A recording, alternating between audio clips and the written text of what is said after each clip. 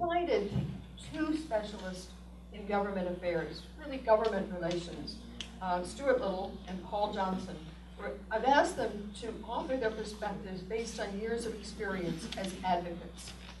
And Stuart, who will speak first, has since 2001, he served as a government relations consultant in Little Government Relations.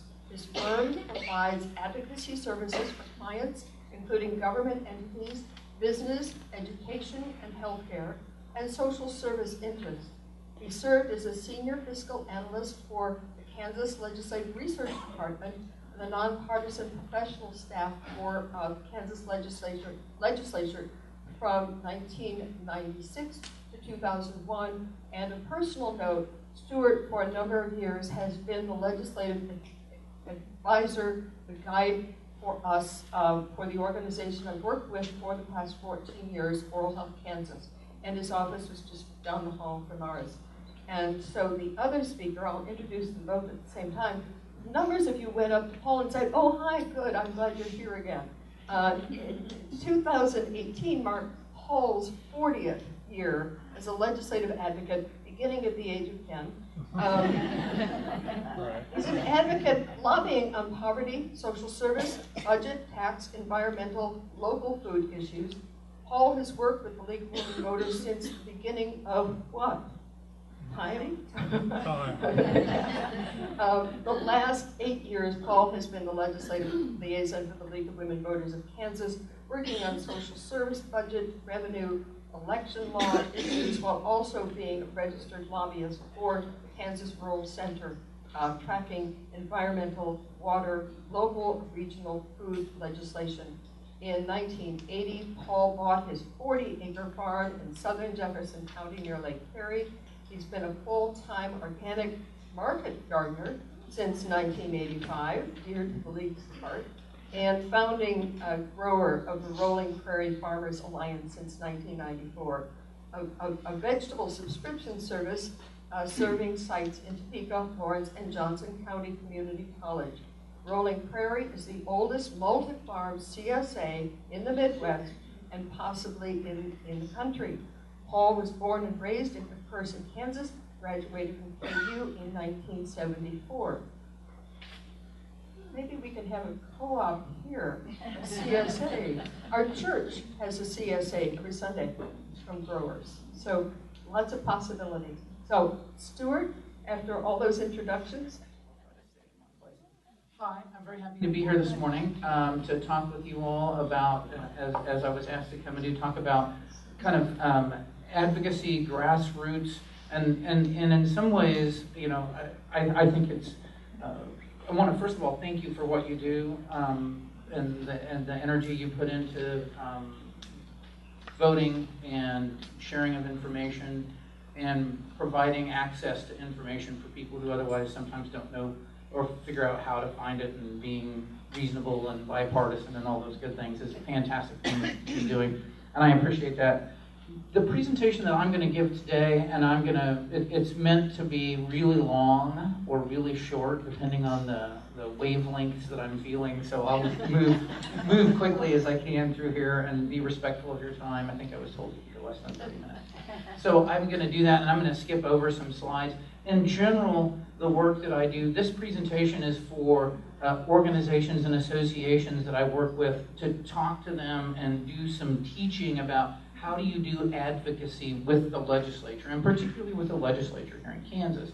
And so it's focused on people who are doing otherwise 25 other things in their life and running their businesses or running their programs and those kind of things. And then what can we do as a group? So you're welcome to take the pieces that are relevant to you, and I'll try to skip over the things that aren't. But some of the underlying principles I feel like, and why I love being asked to do advocacy, is that talk to people about doing advocacy is because there are some right ways and wrong ways to do it from my perspective, and I'm happy to talk through that. Okay. I've worked as a lobbyist and advocate for 17 years. For 6 years before that, I was nonpartisan staff. I represent, in general, here in Johnson County, for example, I represent the Shawnee Mission School District, have for 15 years. I represent the city of Lenexa, the city of Merriam. For 10 years, represented Johnson County government as well. Around the state, I represent substance use disorder treatment providers, addiction treatment providers, some corrections programs around the state, the United Methodist Health Ministries Fund, Oral Health Kansas, variety of folks around the state, but primarily education, local government, healthcare, social service related issues. So that's kind of my niche and the work that gives me some value, doing good work for folks who don't have millions and millions of dollars like other people that pay lobbyists. I don't think of myself necessarily so much as a lobbyist as a government relations advocate person. I'm going to talk about 4 things today. The Kansas political process, kind of the nature of how the process works. Number 2, the people in the process, the people that are in the buildings and the offices and doing things. I'm going to talk about how to do action and very specifically talk about things that will be beneficial in terms of framing a message, how you present a message, and then a bit about what the message is, and then I'm happy to answer any questions that you might have. So the political process, and this is the nuts and bolts side of things. You can get the Kansas Legislative Procedure Manual and learn about all the processes and the committees and how a veto happens and how you have a special session and all those kind of things. And this is the structure that we have there. But when we're doing advocacy, the issue is trying to balance out kind of the structure at the civics level. And I'm not going to spend time, if you're at the League of Women Voters, you know that we have separation of legislative and gubernatorial branch. But a lot of this, when I'm talking to people who are doing their jobs and we're trying to show them how to do advocacy, we talk through issues like there are funding committees, there are policy versus fund. If you're interested in money, that's a different group of people you talk to. If you're interested in policy, there's literally different committees that have those kind of things. And so some of that stuff is issues that we have to deal with. This is still at the organizational level. So administratively, one of the most misunderstood or underappreciated components is the administrative enforcement of policy. The cabinet agencies for whoever the governor is are responsible for implementing all of these laws and funding and regulations and those kind of things. And these kinds of, the structure side of this is one part of the component. This is a bit of a description about how you can manage the structure. And again, I'm going to come and talk about people next, and then kind of how you would message into this political machine kind of and speak it. It's always good if you have the support of the administration. It's always helpful if they are being part of it. The political leadership is always important. Speaker of the House, President of the Senate, committee chairs, partisan issues, we like to talk about that when we're talking about getting people engaged in voting, but having some reality about the partisan divisions and where those fall is an important part of how you manage the political process. The issue, and this is kind of the first kind of crossover point here, is that the challenge to do advocacy is navigating both the system and the process in place from kind of the civic side with the people who populate that. And there's the governor, there's state agency people, again, they're incredibly important, lobbyists, advocacy groups like yours, associations. An important thing to remember is part of the virtue of getting people out to vote and talking about getting out to vote and participation and civic engagement is to get folks elected. One of the important things that I feel like many of us hold in our head is this wish that everybody, once they're elected and they're up there to serve, is they're there to rationally and reasonably evaluate what's presented to them and make sound public policy choices. That's really not true from my 25 years of experience. There are moments of clarity and of openness about how to do things, but one of the things to remember about the structure and the people in the process is there are always people that are involved in the process, and they can help you or they can defeat what you're trying to do. And it's really very rare to find people who are neutral in the process, because once you reach a point where you make decisions, there's going to not be anybody that's few people that are an absolute clean slate. So I want to talk about the people in the process now after talking about the structure. We have a real-life example of how changes in people in the process have an impact. The 2016 elections, when there was a swing of votes. There were lots of, this was after the tax cut repeal and reversal of some of those tax bills, significant changes in representation after 2016, and how the nature of the political process changed a bit. I'm not here to talk about elections per se. I know we're like 4 days away from, or 3 or whatever, from everybody's breath being held, but this is more about, because in all honesty, the people I work for, I'm not a big political guy. I don't get into election. I have to work with whoever shows up, who you all decide to pick to send to Topeka. My people, my Shawnee Mission School District or City Hall Action, we have to work with whoever shows up. So that's why it's important to be thinking about these things. So the people in the process, legislators, the governor's office, it is never smart to undervalue the people that a governor chooses to surround themselves with. The staff of a governor's office are incredibly important. The people they pick at agency levels, department heads, are absolutely important. If you care about early childhood or education or environmental issues, those people that are buried in the administration are absolutely significant, because they're going to have an impact on your public policy issues that you're trying to pursue, because those are the ones that oftentimes are going to be articulating what's the position. There are staff people that are really important partisan. Since I was a staffer before, I have to emphasize staff was really important. So other people in the process, and again, we've talked about what the structure is. Now I'm talking about the people that are in the process, and we're going to talk about the interaction. Lobbyists, contract lobbyists like me. There are agencies that have lobbyists. They don't call them lobbyists, but they are. Other organizations, like there's everybody that shows up in Topeka essentially has someone who does their advocacy work, trades, professions, industry specific, special interest groups, citizen groups, civic organizations. The one group of people that are essentially absent from the process are real people, because it's extremely, extremely hard. They're the least common participant in the process, because unless you are working with someone or some organization, it is extremely hard to figure out timing, place, how, who, all those kinds of things. So usually when real people show up in the political process, they're coming in as part of an association, as affiliated with somebody. It is extremely hard to participate in the process on your own. And that's from, see, if you're on the outside and you feel that, I can understand it, but on the inside, and we see people come up to try to do things, and it's like, it's a challenge to pull that off. So people in the process, the life of a legislator, probably the most important thing that I will talk about is how the people that populate the public policy process are important within the structure that exists there. And these, of course, are generalized comments about various legislators. They're not specific to any one person. The representation in the Kansas legislature is as varied as the state of Kansas. There are extremely rich people, there are people that are poor, there are the educated, the uneducated, there are people who are highly ideological, and there are people who are completely and totally indifferent to what they're doing in Topeka. And the trends, because of the nature of the job, tends towards either younger or older people who have the time before their work is done, or they're retired, or you're comfortable enough in your position that you can take 4 months off and go work, or you're younger where you're trying to make a career and you've got civic mindedness or ideological vigor or whatever it's going to be that's going to lead you. But that's kind of who we get in Topeka. It is a part-time process that pays about $18,000 a year. The only fundamental benefit of serving in the legislature is if you're elected 5 times, you get really nice retirement from Capers.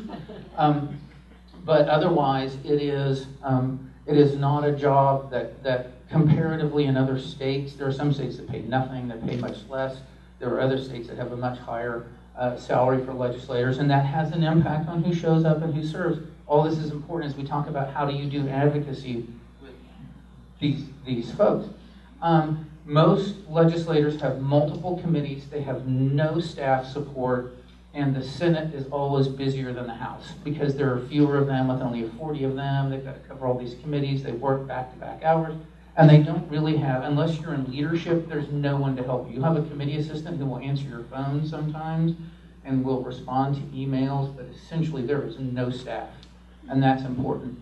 When I first started, the best thing that ever happened to me when I was hired to work for the legislature as the nonpartisan staff, There's an organization called the National Conference of State Legislatures. You may have heard of it, but they they help out legislators, and they took me to a meeting when I was still young and excited about the job, and said, the most important thing you need to do is figure out, what your job is to perform your job, but you need to think about who you're working for. And the woman that was teaching us how to do this, she said, now imagine in your life where you've been woken up at 4:30 by a screaming kid, and then you've got to get all of your, you've got to get everybody out of bed and running off, and then your mother calls you because something happened with her water heater, and then you've got to figure out how to get everybody out and fed and get a shower and get to your office and start doing your job, and then you're going to be getting calls about the plumbing's out and all of these kinds of day-to-day things, the rigors and the normal things that we all have to live with. So imagine it's like January or February, and you're living out of a hotel in Topeka, and you go to show up for your first caucus meeting at say 7:30 in the morning, where you get together with all the Republicans or all the Democrats and you talk about what's coming up for the day, and then you're going to go sit in committee meetings until noon, and then there's going to be an early childhood caucus, and you're going to go sit and hope that somebody brought sandwiches so you can have something to eat, and then go back into committee meeting for the rest of the day.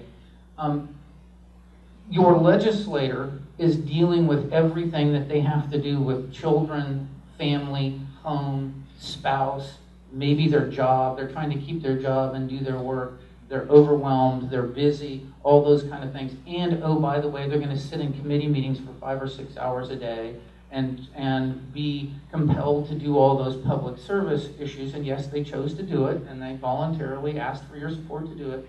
But they're trying to deal with life plus all these other kind of things. I'm not trying to get empathy or sympathy for them. I'm trying to say this: when you're doing advocacy, you need to keep that in mind. So, am I doing on time, Marsha? Okay, so think about, as you start thinking about your advocacy and start talking about how you talk with legislators, how you do policy things, keep that in mind, what the life of a legislator is like. So, people in the process, some of the things I think that I have, Paul may disagree with many of these points, but I feel that maybe Paul gets more respect than I do. I get beat up more often usually, but that may be the problem. But you're trying to convince legislators to do what you want on behalf of whatever, either it's personal or it's a group. You treat them with respect for the positions they hold, because some people have it, some people will claim it, and some people will demand that you treat them with respect. I think it is always okay to argue or challenge with a legislator, but you do it respectfully, because you would rather have someone neutral than someone opposed to you. And you are going to go back to them time and time again to get things done. And if you burn a bridge, you burn a bridge, and that's a bad deal for doing advocacy work. There are certain, I know, and everybody's hard at some point. You say, you're dead to me. I'm never going to talk to you again. I understand that, but you may need people at some point, and that's part of why you do that.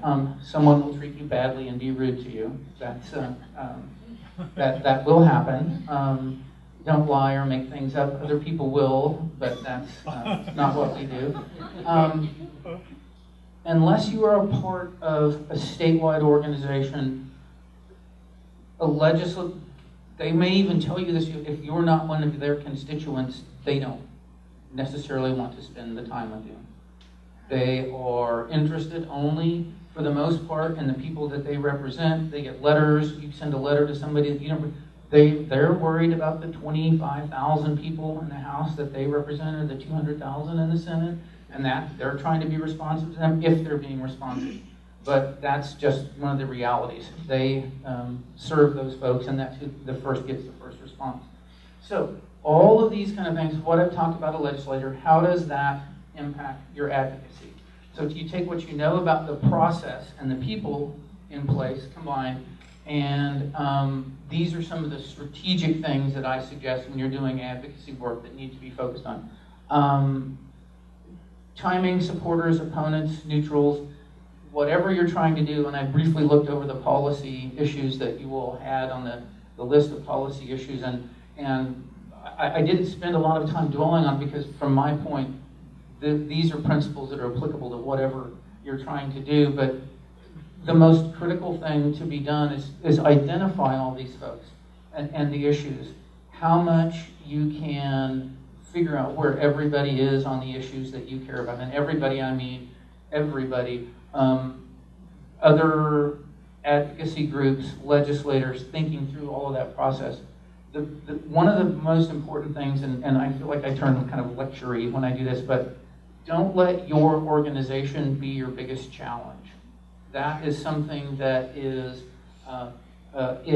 significant. When I say you must control the message and tactics, remember I'm trying to encourage people to do advocacy, and folks have to follow through and do what they say. If you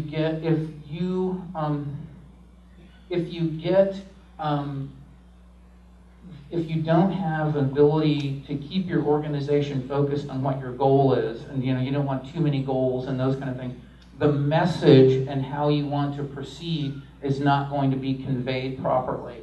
Because if you were going to make that connection back to how these people's lives are, but you've got to be able to control that. The other thing is that anybody who's doing any advocacy, just know that you're going to be compromised, that there's going to be, you're not going to get what you asked for, and at some point you're going to have to make some decisions. And the earlier and quicker organizationally you can determine who and how that process takes place, that's better. Because you can go into something and seek A, and halfway through the session someone will say, oh, we'll give you C, and that's what we'll agree to. If it takes you 3 months of meetings to figure out if C is okay, the legislative session's already done and you're gone. So you've got to be thinking about message, focused on a message, and then how you're going to handle changes in decision making. And then you've got to be able to manage that change. And this is part of what people who have like very specific targeted things. Get your message, make sure everybody's on it, and then everything will change. There's nothing that flows smoothly through the process. And it comes back to the fundamental underlying principle of everything I'm talking about. This is a human process. There's a structure in place, but these are people of all different levels and capacities making those decisions. Pre-session, pre-existing relationships are the absolute most critical thing that you can do.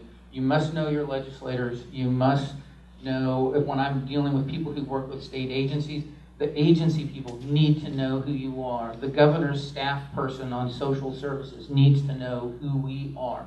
All of those things are important, because if you come back to the structure and the process, the session lasts 90 days, okay, 120 sometimes these days, but it's a short session, there's not a lot of time, and during the critical moments of the legislative session, if your legislator doesn't know who you are and what you want, when it's the last month of the session and there are 500 emails in their email box, and of course they don't have staff to sort through them, so there's names scrolling. They gave me money, okay, yeah, that's my mayor, okay, yeah, I'll respond to them. Oh, yeah, these are the people that came to my coffees 3 times and talked to me, and they always want to talk about early childhood or K through 12, because they're literally going to scroll through their list, and they're going to have mass emails coming to them from all different kinds of organizations, everybody in the process, and they're only going to have time and energy to respond to the people they know. If you don't have to be buddies with them, but they have to know who you are, and if you're the early childhood advocate in Shawnee or something, they need to know who you are. Your moms demand action and you're on their side. Yes, I see that, I'm going to respond to that. And those early contacts are important. Educating members, and I mean your people, on the message internally. What's your message? I have degrees in history, and I love writing, and I love reading nice, long research papers and data and all that rich stuff. Ain't nobody in Topeka likes that. If they don't like it, they'll say, where's your research data? Do you have studies? And you've got to have something to give them. You have to be able to talk about that, but you have to have 1-page explanation of what you want. You have to be speaking with one voice, and there has to be one message that's sent out. And if you don't take away one thing, just as a dirty, grubby insider who does this for a living, the process hates complexity, vagueness, and ambiguity. If there is any reason that someone doesn't want to support you or do what you're doing, don't give them the reason not to do it. If you're trying to convince them that you need them to do something and you say, and they say, well, how much does this cost? You say, oh, I don't know, somewhere between $2 and $10 million, somewhere in there. All of a sudden, they've got a reason to say, nope, it's unclear. We're not, their response will be, well, we're not really sure what this is going to cost. Can the budget handle it? No, you can't have these kinds of things in it. Even if you don't feel, I probably shouldn't say this, but even if you don't feel in your heart that $6 million is the right number, if that's something that you build in and that's your message, it's your message. Don't say between $2 and $10 million, because the process hates that. It gives people a reason to say no, and you don't want them to do that.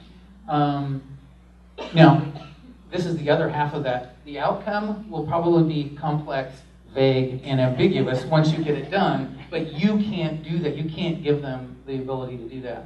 And how all of this translates in back as a strategy and a tactical level is when I do tell people to do grassroots, don't give them everything. Don't give them 10 things you want. If you really want something done, you focus like a rifle, not a shotgun. You don't want to spread your power that you have as an organization out in 100 different directions. That may make everybody feel good. Look at that, we got our message out. But if you want something done, you have to focus on the one thing that you want done. So tactically, as you do things now, I've talked about what you need to do internally with your organization and what the process is. Think about how you do these things given what you know about a legislator and the range of skills, the range of abilities, the time, the freedom, the flexibility they have. Emails, meetings, social media. You've got to keep people actively engaged on those kinds of things because the process and all the other issues are going to begin to overwhelm legislators. To the extent that you are able to use the media, social media, Twitter, those kinds of things are important. This is going to be a theme I'm going to hit a couple of times. Lots of this stuff is important to your group. It's not necessarily important to the people in Topeka. It's part of how you all, and I'm just generically you all, not you all, but like if I'm talking to my addictions people or whoever, what we need to do to make sure we're all working together is really hooked up in social media. But if anybody that's followed this election cycle on social media knows how cynical and divisive that is and those kind of things, is that, if it's important for you all to use this, use it. But it's probably more important internally than it may be to push that message out because the decision-making in many ways is going to happen in Topeka.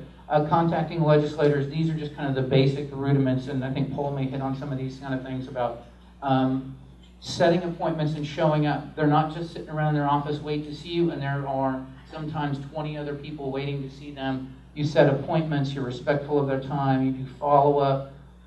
The most troubling thing is when people go into a meeting and to have a meeting with a legislator, and then eventually after about one election cycle, they figure out how to say, yes, I hear you. You can go and talk about what you want. Yes, oh yeah, I get that. Absolutely, absolutely, yes, I understand. And you leave and you go back out and I've done these things where you get like 100 people there doing like dental therapy. Once an issue we were working on, they'd come out of the meeting and say, yeah, they were really, they said, yeah, they got it. They understood what we were talking about. Yeah, I think they're supporters. It's like, no, they've never voted with us. They know how to say, yes, I hear you, not yes, I support you. And that's a difference. And that's one of the things you've got to do at some point is say, will you vote with us? Those kind of things.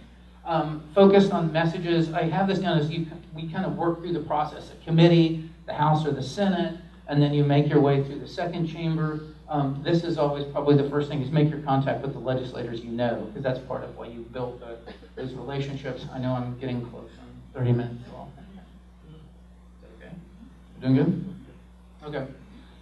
So this is just some basics about testifying in a hearing, short and to the point, give some real life examples, be incredibly organized. You must stay focused and be organized. And it is, be thinking about what the questions will be. There's a procedure in place. You can talk to the committee secretary. You can talk to somebody. Nobody in a legislative committee likes a rebel. Nobody who says, I know how you all do things, but I'm going to talk about this. No. It's one of the few, after a church service, it may be the most structured, methodical process that still is left in America. There's a process, there's a procedure, you follow it. Don't be cute and bring in snakes or whatever you want to do. And then do grassroots follow-up. I get this question all the time. T-shirts, buttons, bring in consumers, do a legislative day, and then how do you do grassroots activism and not look like super polished, like some corporation brought in 10 people to act like they're regular people, but how do you manage that is important, and what you need to do for your group is what you need to do, but there's always a thing. If everybody needs shirts and you feel like that's what you need to do as a group, that's awesome, because part of what you're doing is holding your group together to do that. Moms Demand Action, the teachers a couple years ago, when that was an incredibly powerful tool, but that was in many ways demonstrating the solidarity among the people in the group. A t-shirt would never convince a legislator to do something, but if it's important for you all as a group, it's important. So how you do it, I'm going to wrap up here now, just a couple slices. This is how you do it well. Best, you have a lot of money. That always helps if you're trying to get something done. You have to have great relationships, connections, and use them. You have to have a great reputation and experience. You need to be the person that can answer the question when it's asked. You have to have a champion. There is no underestimating finding one legislator who cares about what you care about. If you can find 5 of them, you're golden. You have to find somebody that will help you. Be organized, forward-thinking, have great timing. So much of this is just luck. And I mean, I know it's going to sound like, shouldn't we be able to make sound public policy decisions by debate? Man, things have to land at the exact right time. People, like I was working on, do a lot of healthcare work, and for 6 years we're trying to get healthcare legislation passed. And then 2016, after the elections, 2017 session, we have a new chair of the Senate Health Committee, Senator Vicki Schmidt from Topeka. And I'm only saying that because this is one of the best examples. Like, for 2 years, there's like 25 health bills that are passed, things that are protecting kids and consumers and all those kind of things. And it's like, hey, we got 2 years of that. And then Vicki decides she's going to run for insurance commissioner. She'll be a great insurance commissioner, but she's leaving the job. So we had a champion briefly in a window there, and we just had the dumb luck of having those things all come together at some point. That's how you do it well. So how can it go bad? This is the good one. This process is human and fickle. It's not math, it's not science, it's fickle. It's human emotions, interactions. One of my, I don't want to say favorite because I make it sound like I like him, but a former Speaker of the House had 2 sayings that kind of govern this. It's always about the money. No matter what we're having a conversation about, somebody's got money somewhere in the game. Number 2, it's never about what it's about. Melvin Newfeld, by the way. Remember, Paul? Those were 2 of his big sayings. You can have lots of discussion about some things, and what really the objective is very different. Your success or failure may absolutely have nothing to do with your argument, your testimony, your talking points. There are powers outside of what you're trying to do as an organization that can snatch it away. There'll be an enemy that you never even knew you had. You'll have a personality. I've had things die because the person that was my champion was in an argument with somebody more powerful than them, and my things died. That's just how it goes. Personalities. Somebody will steal your bill. You'll run out of time. The Senate Health Committee will pass too many bills, and there's one last bill that you need out, and everyone will say, no, Vicki's put too many bills on the floor. We can't do anymore. And you're like, ugh. So there's a million things that can happen. Some of them don't have much to do with you. Good public policy usually does not win unless there's a reason for them to do it. We can have the most logical, pragmatic need. If you don't convince people just because it's the right thing to do doesn't mean it's going to happen in this process. Your message is whatever you're going to have, but these principles apply. Clear and simple, lots of data, but don't flood the market with data because they really don't want it unless they ask for it. Work with coalitions when you can, seek out allies, coordinate testimony and messaging with your allies as you go forward. You need to have realistic explanations, understand the process. This isn't Jefferson and Lincoln and Alexander Hamilton waiting for your brief, and they're just sitting there. This is different. Manage your message and be prepared to change. Don't be rigid. It's easy to get everybody fired up for something, and then when you have to change. And then this is probably the last bit I would say. Some of the worst things that have ever happened to the state of Kansas happen in one day. Because somebody gets some idea or some idea that's been sitting around, they cram it into some bill and run it through somewhere, and lo and behold, it's done. The good stuff takes a long time. Usually, this is the rule of thumb when people ask me if I can help them pass a bill, and I say, it's probably going to take 3 years. Because the first year, you get your message out there, you expose it, everybody says, ooh, what is this? What is this new idea? I don't know, let's look at the language of the bill. What's it look like? And I say, oh, time's out. Then session's over. It's a 90-day session. You come back the next year, you've spent the summer talking with everybody, what didn't you like? What do you like? What should we do different? You work all that stuff out. You come back the second year, you go back in the committee and you say, look, Paul hated my bill last year, but look, we fixed it. And everybody's familiar with it. Oh yeah, it's that thing again. Okay, we get that. And then you come in the third year and everyone's like, oh, I'm tired of seeing this bill. You guys, does anybody hate this bill? Is everybody okay with this? Yeah, okay. And then it passes. And so that's literally how a lot of this stuff happens. And that. Well, I'm going to get to some of those specific political issues more at the end of my comments. Where I want to start is kind of laying out what the political landscape looks like, and we're making some best guesses 3 or 4 days out from the election and how that's all going to play out.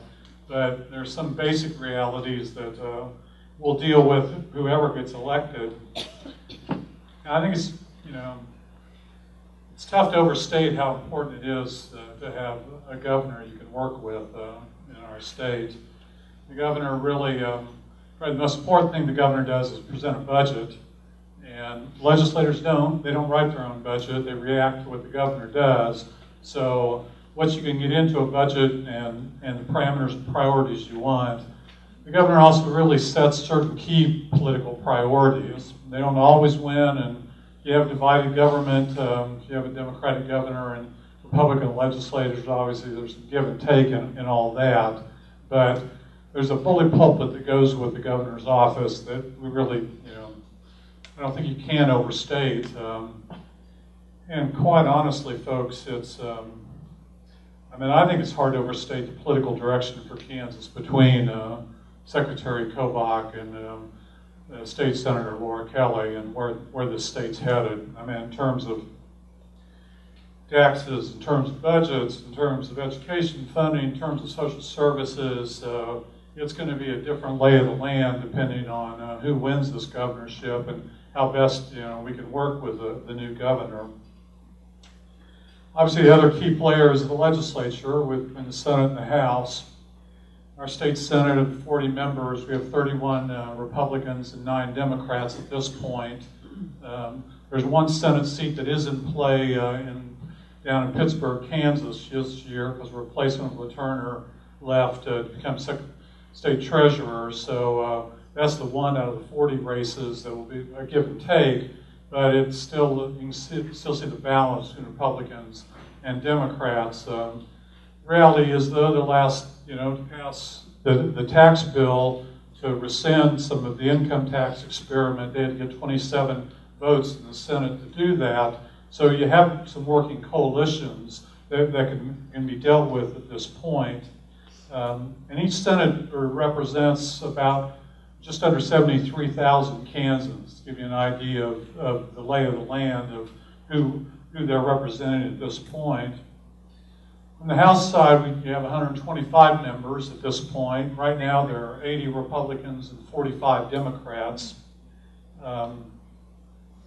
They represent about 24,000 Kansans, to give you an idea of your ability to impress or make contacts or to be remembered in your contacts with this. Out of the 125 House members, 60 of them are already elected at this point. About, 30 or 40 of them had no competition at all in the race this year, and the others won their primaries. So it's basically 65 contested races on Tuesday at this point. there were 6 moderate Republicans that were beaten, 2 of them here in Johnson County. So we're going to see the ideological bent in the House that runs between the conservatives, the moderate Republicans, and the Democrats, and how they work together at this point. Some of the political professionals and political science professors and that are guessing that the Democrats may gain 3 to 5 seats at this point. Part of that game is, are the Democrats just taking the position of moderate Republicans at this point, and what will be the ideological balance at this point? The next part of the landscape that's probably the most important is, what does our revenue picture look like in Kansas at this point? And the one thing the legislators have to do is pass a budget. They don't have to do much of else, and they have to pass a balanced budget at that. So you've got to make the numbers add up and try and deal with the various priorities that people have for spending that money. I mean, the economic recession in 2008, 2009, hit all 50 states, but Kansas got whacked pretty badly. It was the greatest loss in revenue in 50 years in our state, and so Sebelius and Parkinson had no choices but to make some severe cuts. And then when Brownback comes in with his income tax experiment, he's looking for either more cuts at that point. So we've gone through 10 rounds of budget cuts since 2010, and to fill back that and make up for the loss of staffing and certain services that people think are vital, it's going to take us a while at this point. You look at K through 12, for example, in 2009, we got close to $4,400 per student from state support. By the time the cuts hit in that, we dropped it from $4,400 to $3,850. And now I know we passed increased spending for K through 12 last year, and it's going to fill in some of that, but even by 2019, we don't get back to $4,400. And that's 10 years, and how do you assess inflation at that point? And what's the court saying when they say that education needs to deal with inflation and make up some of that lost ground at this point? The tax cuts that were made in 2012, 2013 were over $900 million, and that was about 15% of our state general fund. And quite honestly, we shouldn't be surprised at who those tax cuts went to. 85% of those tax cuts went to 15% of the wealthiest Kansans in our state. So, well, in 2017, they passed a restoration of some of those income taxes. But they didn't get to $900 million to restore that. They got to $600 million. It's about 2/3 of that cut. So we're still filling in a ditch of cuts at that point. And it's not surprising. I mean, our state budget in some ways is not real complicated. Half the spending in our state budget goes for K through 12 public education. And there's a real kind of cloud over what the Supreme Court really wants our state legislature to do. The funding bill that was passed and added $500 million over a few years restores some of the cuts, but what's enough? And we're going to have to sort through that, and the court this time didn't give a figure like it did in 2006 in Montoya. So the question is, who's going to figure that number out at this point? So that's 50% of the budget. The next 24% of the budget is social services in our state. And the vast majority of that 24% is Medicaid, or what we call in Kansas CAN care. It's probably 90% of social service spending in our state. And I think the debate is just starting. Now, Kansas went completely privatized our Medicaid program. I don't know if we were the first state in the country to do it, but one of the first. And the question is going to be, how well is that working? How well and accountable are these managed care organizations that run CAN care? And do we have other opportunities? Is there a better balance to find in providing those services? So that's 74% of the budget. The next 11% is higher education. And since 2010, we've lost about 30% of state funding to higher education in our state. And in essence, what it's meant is higher tuition rates for people to attend our regents and community colleges. So when are we going to make up some of that lost ground at this point? So a bit of good news on some of this. On November 9, next Friday, the Consensus Revenue Estimating Group will be meeting. It has 3 university economists, has 3 members from Kansas Legislative Research, Stuart was involved with, and 3 members from the governor's office. And the process is that they meet twice a year and they set the revenue estimates for what legislators and the governor has to work with. This is your bottom line. Here's our best guess of where revenue is going in our state. And you have to use those numbers to build a budget or to balance the budget at the end of the year. I think the good news that we're going to hear next Friday is that there's going to be some significant increase in income tax receipts in the state of Kansas, individual and corporate at this point.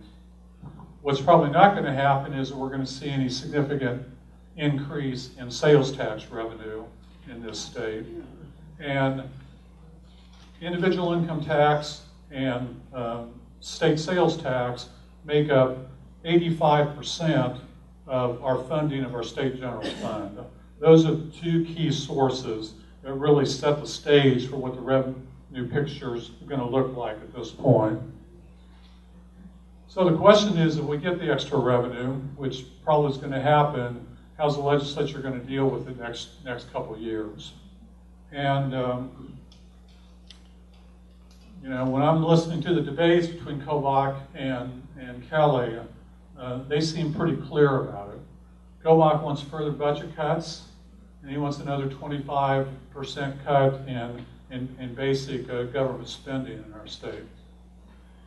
Kelly wants to figure out what the proper amount of money is to add for schools in our state. And second on her list is what we're going to do about foster care and the catastrophe we've been having in child welfare services in this state the last few years.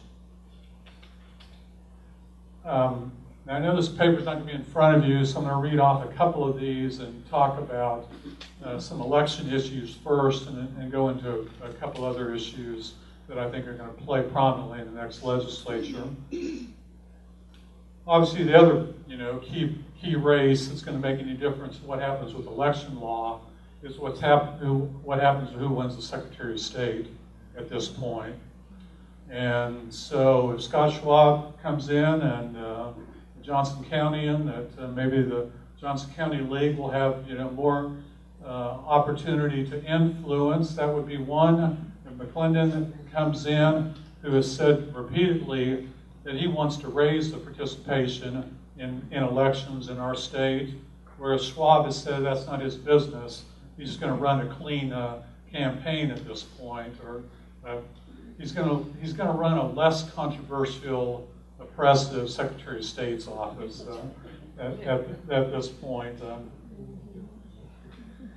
Obviously, Kansas needs to enact election day registration. 19 states already have that. We need to do that. We need to expand the early voting period to 28 days. I would say this in terms of cycle and process, and building a bit off what Stuart said. Our legislature runs in a 2-year cycle. So there's no bills now. All of the bills have to be introduced come January or pre-filed. And then the legislature operates for a 2-year cycle. So the bills introduced in 2019 hold over till 2020. So in some ways, maybe what we're talking about is putting a package of election issues together and using 2019 as an informational session to get people clued in to what the specifics are, and probably as important, I really agree with this, is who are the champions in the state legislature on the House and Senate side that really want to make election issues their cause. And then the other thing is that obviously clearly has to be bipartisan. And you're going to need a handful of Republicans and Democrats on both sides of the Capitol to really make a difference, to keep driving whether these bills are going to get heard and how that process works at this point. And then you use 2020, which moves us back into an election year, as maybe the year that you really try and see if you can push for some kind of action at that point to get some of these reforms made. A couple other lists on this that right now many of you know, I know you know very well here in Johnson County, is that your county election officer isn't elected by your county commissioner. That is appointed by the Secretary of State. We have 4, our largest counties have that at this point. And actually, it's a 130,000 person cutoff is what dictates whether their county falls into that selection by the Secretary of State. And it looks like in 2020 that Douglas County may cross that 130,000 threshold if this existing law isn't changed. And I don't know if you can get the law changed. I do know that as I researched it in the past, in an earlier configuration of that law, the state senate had to confirm who was put in as the election officer for a county. So that may be the compromise at times as a way to improve this. I know the league wants Kansas to withdraw from the cross-check data system that COBOX has expanded to 25 states and, I don't know, 90 million voters or some incredible amount at that point. I'm no lawyer. I don't know all the stuff about election law, but my guess is that doesn't take a law to do that. It takes a Secretary of State that wants to back off and you know, kill the system or stop it at this point.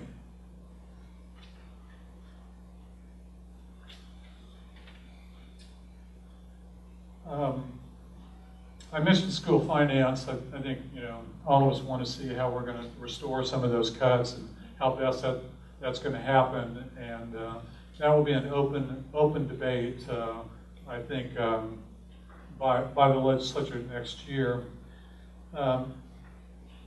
You have on here that taxes, you want to create a broad-based state tax system that has diverse sources of revenue and that is equitable, provides adequate revenue, and is effectively and economically administered.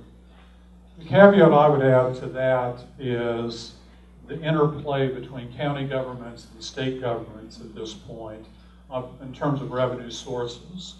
And the state's made numerous promises the last 20 years to counties to help if they change property tax law or if they change the mortgage registration fee in the state, that Johnson County was getting, I think, like $8 million a year off mortgage registrations that went into the county budget. State didn't make up for that. The state's promised special help for roads in counties and for property tax relief or whatever. Our counties only have the sales tax and the property tax as their essential revenue tax bases. And so I think there needs to be a broader discussion when we talk priorities in the state legislature on a proper balance between county revenue sources and what the state's doing with its money at this point. I'm not as up to date. I know that the league would support the abolition of the death penalty in the state of Kansas.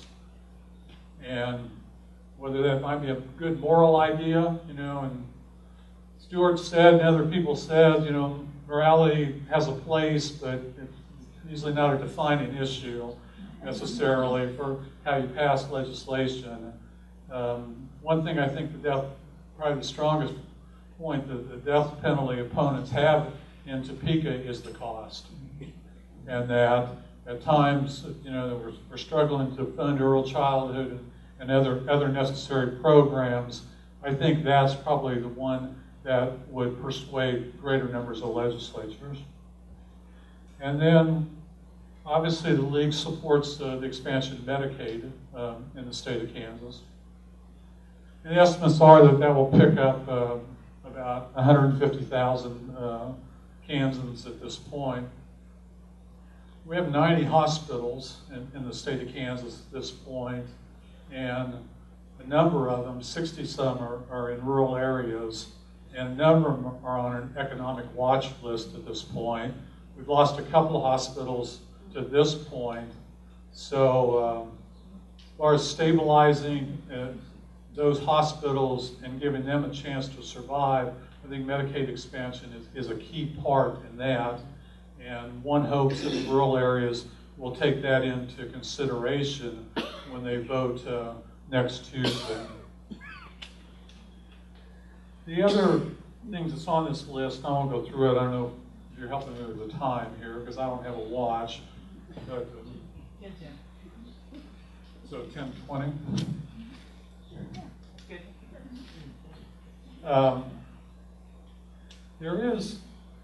The League has put together a transparency platform on bills in the state legislature.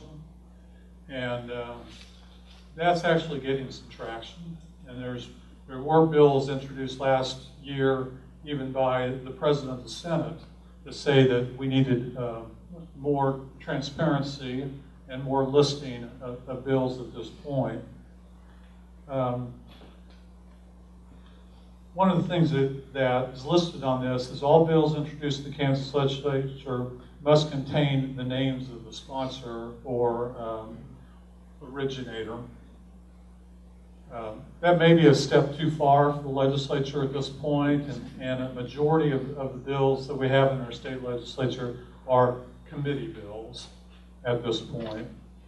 Well, I think at least a half step is that there ought to be minutes from that committee as to which legislators requested that particular committee bill, or if it's from the Board of Realtors, or if it's from the Kansas Chamber, or they allow people in these committee rooms to get up and say, well, do you have an idea for the legislature to consider, a bill introduction? And so you can have the public do it. It's just that we don't track that. And I think that needs to be the minimum, is that there are listed minutes as to which legislators made the motion and seconded it to put a bill into the hopper. Require all votes of legislators to be recorded. Great idea. Great idea. Voice votes run is the rule too often in Topeka in these committee hearings. And if you're not sitting there or looking or counting faces, good luck in understanding how this particular amendment went on or how that bill went out at this point. I think the minimum has to be that there's a recorded vote by any committee that sends the bill out to the House or Senate floor. That there ought to be a recorded vote for the record specifically. The only cases I really remember anymore doing that is when I sit and watch the Senate Ways and Means Committee. When they pass out appropriation bills, many times the chairwoman will address the committee assistant and say, call the roll, and so you get a vote on that. I think that should be expanded to Judiciary Committee and local government and other ones at this point. You folks want to eliminate gut and go. We could, sure this is a schooled crowd about what those games are about at the end of the session when people take bills that pass from one house and completely take out the contents of a given bill and put in the bill they really want to pass. And so you subvert the whole process of it going through both houses and having committee hearings and really the process that transparency at this point. I'm afraid the leadership's going to howl about making too many changes to that. You've had state legislators in Johnson County go to the mic and plead that you only should be able to do it for 2 or 3 bills, instead of building these Christmas tree packages of 6 or 8 bills that are all tied to the judiciary or tied to whatever, you know, they can slide through, because they know that 2 or 3 of them are must pass. Everybody wants them.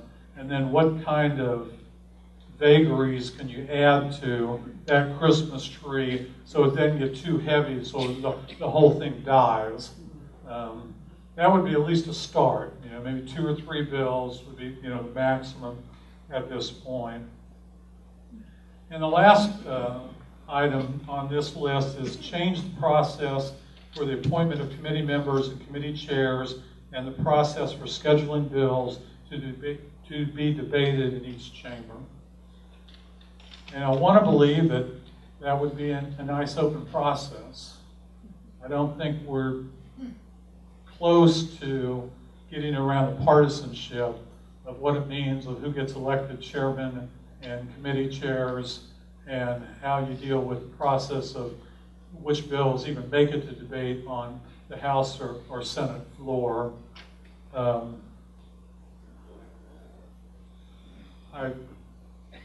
mean, it's, you know, similar to the fact that everybody votes, for example, for the Speaker of the House is both Republicans and Democrats vote for that person. And there's been talk in, you know, the last several years that maybe you could put a coalition of moderate Republicans and Democrats and put a different leader in the Speaker's chair, as opposed to it being, you know, just the Republicans making the choice. That's been kicked around a lot. We haven't seen much progress on that at this point, but that, you know, that's the closest I've seen of where people are actively wondering whether you can have coalition politics to direct who the leadership is. Last thing I would say is that committee chairs have, I think, almost unlimited power in terms of how they control their bodies and which bills even get a hearing, how fair and balanced is that hearing between opponents and proponents and timing, and when is it brought up, and, you know, so, and the clarity there comes with when the House and Senate reconvene in January 14th, put it on the calendar, they adopt, the House and Senate adopt their own rules and regulations on how committees are run. And I know I haven't looked as much into detail on that as I should have, but that's part of the blueprint of rewriting that so you get some of these basics, like recorded votes, like, getting the transparency comes if the bodies are voting on rules and regs that lay out the parameters of how we ought to handle committees at this point. So with that, I would end by saying, I'm going to go back to the revenue picture here just a little bit. They've projected out 5 years what our revenue is going to look like, and this is with the higher estimates we've had for consensus revenue. And we're about 2-3 years from being back to zero ending balance in Kansas. So the tax and revenue debate is not over in our state. And if we want to make up for all the loss, the 10 years of 2010, 2018, and our loss to higher education and public schools, and my God, to foster care and to DCF and the health department, the revenue picture still has to be debated, and we have to forge, a new consensus on finding that proper balance. I mean, Bill Graves had it right when he was governor that we need a third from property, a third from income, and a third from sales tax, and we need to bring the income portion of that three-legged stool back to its equilibrium on how we fund services in Kansas. Thank you.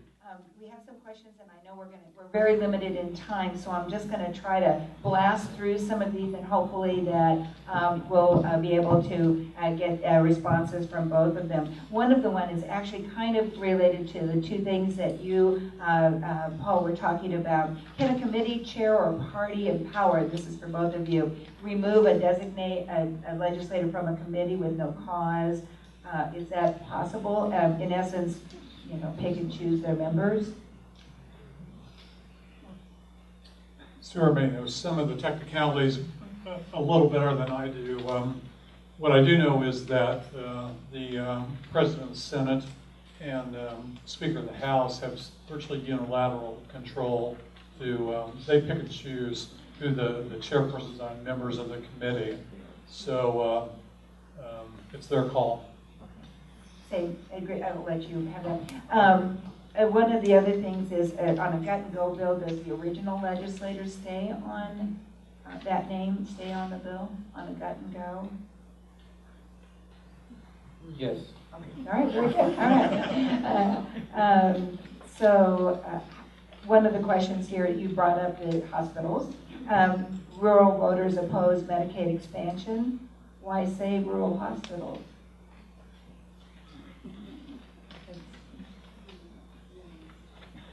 There you go. Answer. I'm not sure that I agree with the assumption that rural voters don't support Medicaid expansion to begin with. There's probably no place in Kansas that feels the pinch of access to health care more than rural Kansas. So their legislators may oppose Medicaid expansion, but I don't know that people that live in rural Kansas have opposition to Medicaid expansion. Yeah, actually I think the Docking Institute out of Fort Hays has done some polling on this, and I think there's broad consensus in Kansas to expand Medicaid. It's the politics of it getting labeled as Obamacare, and kind of the poison that went with that is something we've got to flush out of the system in a way to get a debate strictly on Medicaid expansion. And feel free to jump in any way. Stuart, how important, and I think this is what we all feel like, is it important for legislators to represent their constituents? Promises made, promises kept. How important, I'm getting a sense from our original version here. Why is that true, or is it not really true? Well, I do believe, and I guess I should have begun my whole conversation by saying, I don't mean to be hyper cynical of what's happening in the process, because when I talk about how communications go into the decision-making process in Topeka, you need to be simple, you need to be one page. I'm not saying that legislators, the majority of them are not intelligent, thoughtful people trying to do the right thing. If you understand how busy they are and the context in which your email about your one topic or your one call fits in, they've got a lot of other things on their mind. So I'm not suggesting that they're incapable of doing good and making good, sound choices, but there are tremendous, you can't even imagine the competing voices that they hear on other topics and on the same topic and those kind of things. So, and I do think one of the amazing things is to watch the ability to turn what your vote or your opinion may be into an assertion of I am following the will of what my constituents are. We all have. There's a tendency among all of us to believe that our message to our legislator is what their constituents want. And that may not always be the case. We're one of any number of competing voices. So I know that feel, why won't they do what they want? Don't they want to? Well, there's a different set of constituents out there who may feel a bit differently.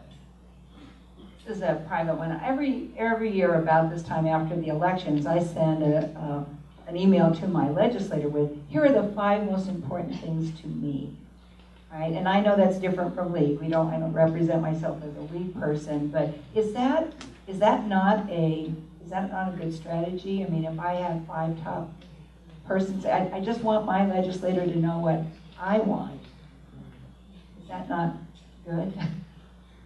quit inviting. No, and I think that's awesome, because what you're doing is you're reinforcing your connection with your legislator. That's the most important thing, so that they know who you are. They're familiar with the issues. They have some sense of that. So when you contact them on behalf of the league or whatever at the interest, you're contacting them on yourself. You're building that relationship. You don't even have to say you're with the league. It's when you come back 3 months later with some ask for the league, they're going to say, yes, I know her, I remember her, she's a constituent, those kinds of things. So I think that's positive. I think that's absolutely how it should work, because essentially it's even better than making the contact and saying I'm with the league and then following up. They're going to care about you as a constituent, be responsive to you as a constituent, not just with the league. But then when those two overlap, it's more powerful.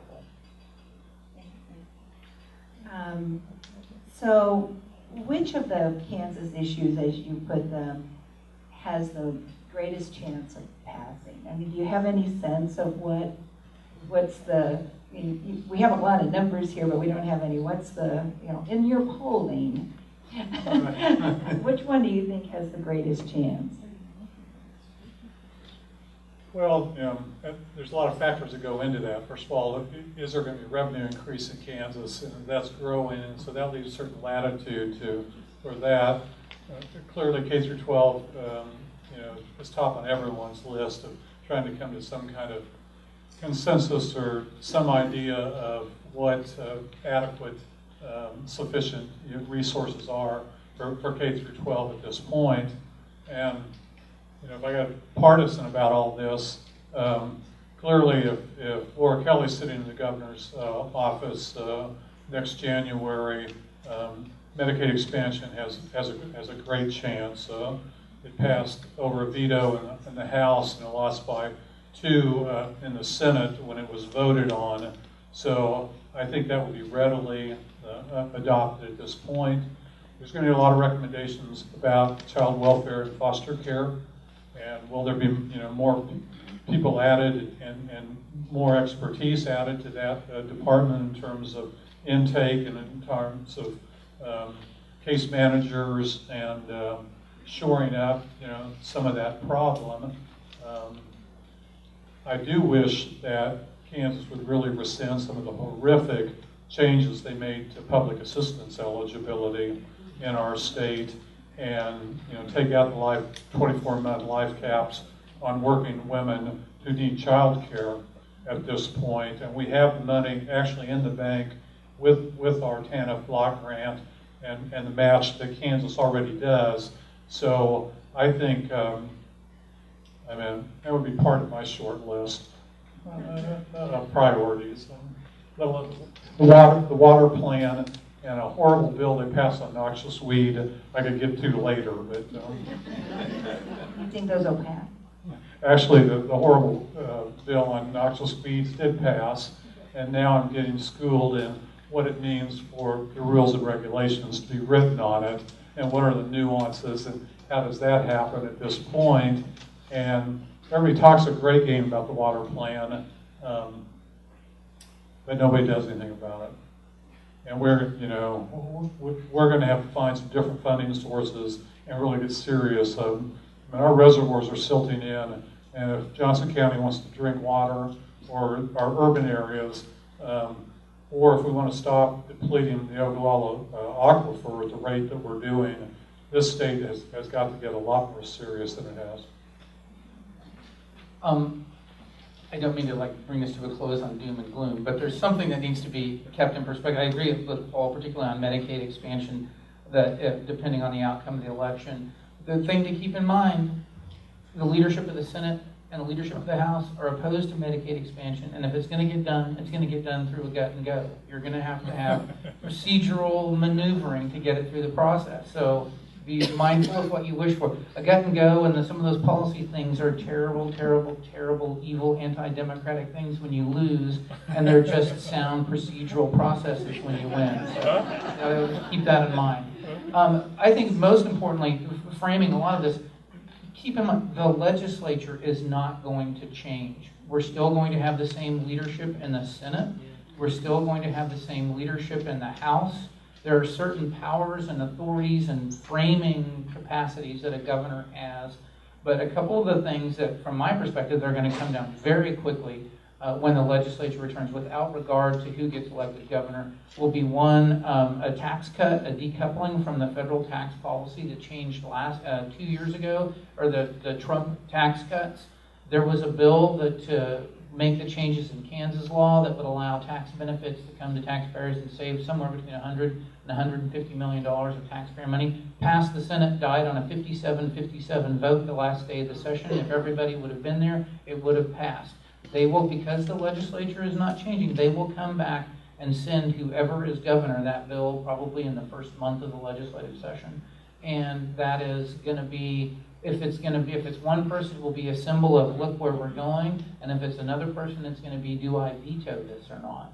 Because the second issue that's going to be is property tax caps, which is going to be incredibly appealing to a lot of people that have their houses paid off and have to pay more and more property taxes, particularly in more rural areas where school districts raised their mill levies when schools weren't being funded. There is talk about putting caps on appraised valuations, of making all kinds of changes that will impact property taxes. Depending on who's elected governor, it won't matter. I think that bill is going to go to a governor, one to be signed and say, look what we're doing for the taxpayers, another to say, let's see if you'll veto this. Because in the long game, the big issue is the 2020 election. The 2020 election is the first time that senators, moderate senators, somebody mentioned Dunn, those moderate senators that won in 2016, and 2020 is the first time they will face their re-election. And just as in some of the moderates got beat in the 2018 primaries, those 2020 elections are critical. And the long game, whoever is governor, the most significant thing in the long term is who controls redistricting, which will happen in 2022. Yeah. So the 2020 elections will determine who's in the Senate, and then we'll have another chance to vote in the House. And the long-term issue is, if you'll recall back to what happened in 2011 and 2012 when they failed to redistrict, it went to the courts. We had 48 hours for anybody who was willing to run for office get elected. We don't want to be in that situation again. People are saying the governor has no say and has limited control over redistricting. That's absolutely not true. The governor is the most influential person. That's one person that can veto that and handle that. So in my mind, the most significant long-term thing is who do you want controlling redistricting, because that has to do with what the shape of every district in the state of Kansas looks like for another 10 years. Well, I would add that, and this is the role where I think the league can play a valuable service, and this goes back to the property tax debate and what's going to happen to it in Kansas. And we really need a full-blown discussion of what the collateral damage would be by such a cap, and what would that mean to basically the funding of the 100, some counties out there that really depend on it. And is that a code word for forced consolidation of school districts? We have 286 at this point, and I don't know, 200 have less than 500 kids at this point. We need a tax discussion. We just can't arbitrarily cap property tax and not deal with what the essential revenue needs are of the local governments and local school districts that we want to support.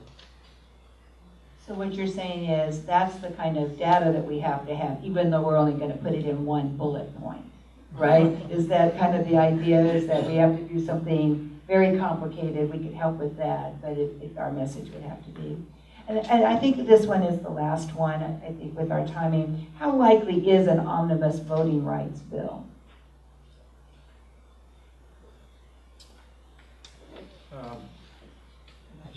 That is, I'm not sure. You mean the omnibus bill in the final appropriation bill that goes through the legislature? Package, is it the package of all those different things we talked about, voting rights? That's all I don't really know what this is. How likely, I don't know who wrote this.